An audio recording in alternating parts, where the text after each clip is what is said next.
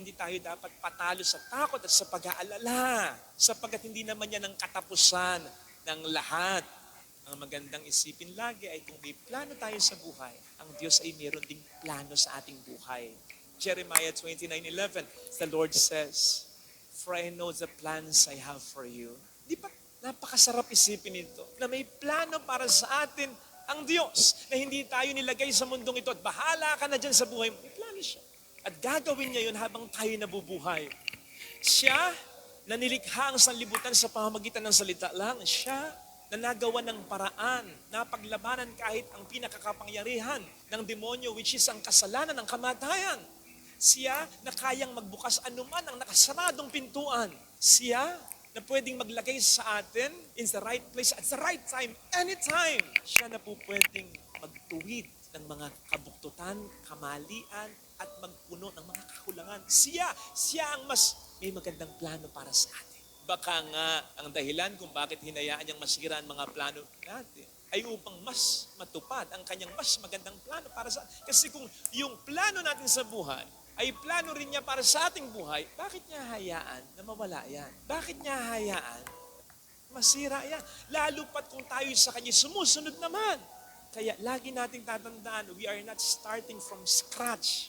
Masira man ang mga magandang plano, we are not starting from zero. We are starting from something. Believe that something better is coming. Pagsisimulan niya, kahit yung mga nasira nating plano, lalo pat kung pagmumulan ng kababaang loob natin ito, lalo pat kung pagmumulan ng mga bagay na matututunan natin sa buhay ito, lalo pat kung pagmumulan ng pagiging mas malapit natin sa Diyos, ang lahat ng kabiguang ito. We are not definitely starting from scratch. God starting from something. Hindi naman mapag-aksaya ang Diyos eh. Gagamitin niya kahit ang mga kabiguan natin. Sa paanong paraan, we do not know. Ang sabi dito sa Ebanghelyo, tuturuan ng Diyos sa mga lumalapit sa Kanya. Pero kung paano niya na tayo tuturuan, sa paraan na hindi maisasakripisyo ang pananampalataya natin sa Kanya na Kanyang inaasahan. Without faith, ang sabi sa Bible, it is sahan. Without faith, ang sabi sa Bible, it is impossible to please God. Kaya wag natin expect na explain niya. Ituturo niya ang lahat sa atin sa isang turuan lang. Hindi eh. Kasi kung explain niya ang lahat sa atin, kung paano mga stumbling blocks sa ating buhay ay magiging stepping stone natin sa tagumpay, kung paano ang mga problems natin ay magiging blessings, hindi niya explain sa atin yon. Kasi, paano tayo sasampalataya pa sa Panginoon pag ganon?